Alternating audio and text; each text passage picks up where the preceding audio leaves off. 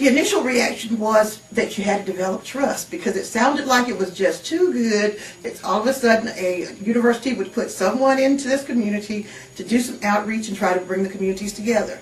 So initially there was a little bit of skepticism. But as we started working and everybody realized that we were all on one accord, as I built trust with each one of those groups, and that was one of the most important things that I had to do, was to build that trust. And the way that I built the trust was to work with my volunteers on their time. If it meant working weekends or nights or Wednesday nights, Sunday mornings, whenever it was time, I was willing to do that and work with my volunteers. At first, there was really a strong focus on getting the word out and getting the message out for people to understand what Strong Communities is and why we have the approach that we do, and why the message of supporting parents with young children to keep kids safe is so important. So, for example, we tried a strategy of campaigns, and we had 3 major campaigns that we introduced into the communities. One that I worked on in particular was the Shaken Baby Syndrome Prevention campaign, and that strategy seemed to work well with opening up some doors to some churches, schools, community groups that maybe hadn't been quite as open to us before. And we really were able to not only educate people about the importance of preventing shaken baby syndrome, but that really how we go about that and how that's consistent with the Strong Communities message, and that is in supporting parents so that when they feel stressed out or overwhelmed, they feel like they have someone they can call, to either de-stress with or to celebrate with, along with that message of walking away in a stressful situation. So that opened up some opportunities for us to then get further into both the organization in terms of their own structure and how they go about working with families, but also in terms of their outreach, organizations reaching out in the community, how we could help them to engage the community at large and help them to strategize as to what would work best for them. So it's a very fluid process that the strategy really varies from place to place.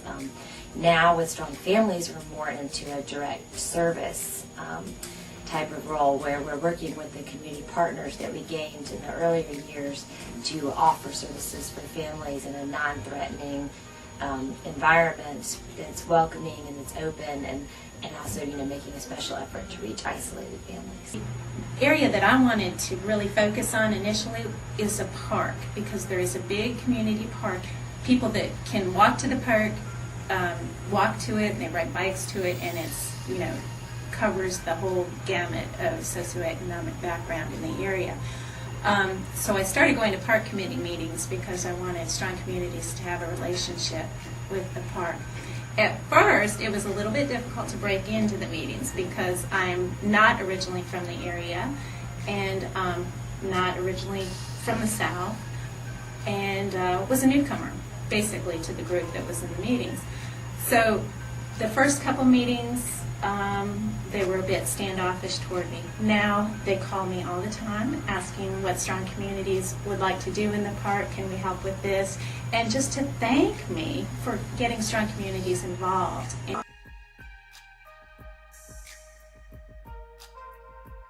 I think it's been really easy to get people to embrace the message. I think on a theological level, on just a human nature level, people have really resonated with the message of keeping kids safe.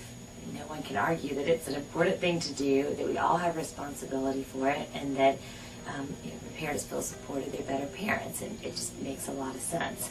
I think in terms of implementing it, it's been challenging for some folks to just be able to have a vision of what that might look like, of having it feel too big, to really change a community, to change the way that people think about things, particularly in the suburban area where people are very transient, very mobile. They're in a community for 2 or 3 years and then they're going to be gone again, or they may not even consider themselves to be part of the community where they live because they or their spouse work in the city, and so they're kind of feel connected to several different communities, and that's not really a part of any one community. I think that it's been hard for people to have a vision of what that looks like. So I think part of our job has been to really break down strategies and making it into small, manageable pieces of things that people can do in their daily lives to make a difference. And once you get people, feeling like they're doing something to make a difference, it becomes, that much easier to get them to take the next step. And particularly once we were able to get into some of the organizations, early in the project, where we've been able to recruit large numbers of people, entire institutions, around the message. I think we're at a point now where we're really beginning to see some transformational change, where we're really starting to see organizations taking ideas to the next level and implementing them themselves and just seeing it as a way of doing business. I think one of the biggest challenges in this project is that it is such a big project. It's like your list never gets checked off, because if I go out into the community, for instance, and make a contact, say with a church, and we begin to get some activities going. It can start with one activity like a parent meeting, and then from there they're going to say, oh, well, we need a mentor for each parent, and then, oh, well, we need to provide child care, and then that church is going to say, oh, have you talked to the church down the street? They already have something going on for young adults, and this would be an excellent opportunity for them to get involved. So the list will always be endless. I do not see that we will ever finish, and that's from a positive perspective.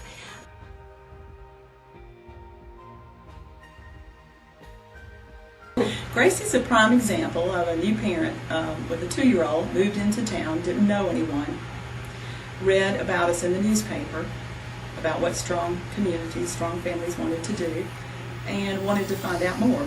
She got my name and we talked, and what she was looking for is what she had when she lived in Aiken, South Carolina, some close friends who had children of the same age, who got together weekly, had fun, got to know each other, and then would cover for one another if one of them had a doctor's appointment to go to, so the child would feel comfortable, they knew who they were leaving their child with, but mainly to be a support and friendship.